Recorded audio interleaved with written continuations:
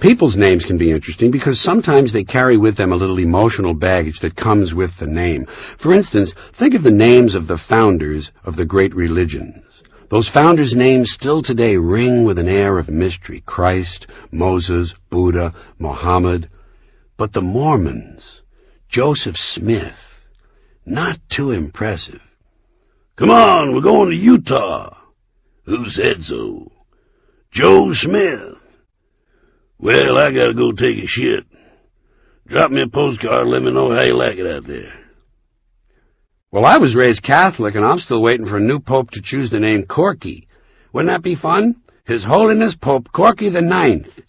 I think you'd have to skip right to 9 to give him a little credibility, don't you? Somehow to me, Pope Corky the First doesn't command a great deal of authority. That's because some names are inappropriate in the wrong settings. You won't find many Schuyler Vanderpools blowing into a harmonica on death row. No one in need of brain surgery is breaking down the door to see Dr. Lucky Lipschitz. And I'm sure only the most devoted aficionado would pay money to see a ballet dancer named Bruno McNulty.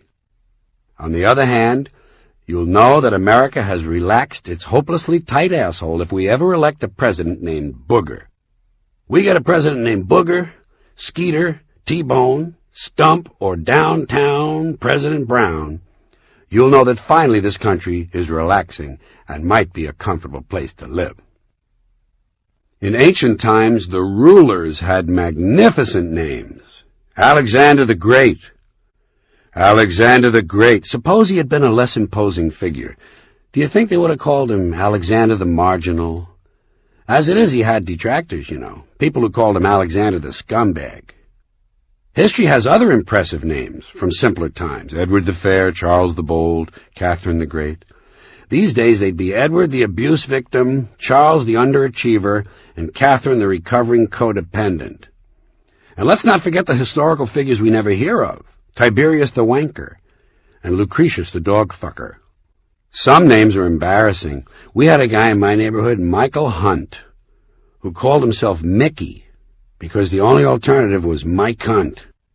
And, as Beretta used to say, that's the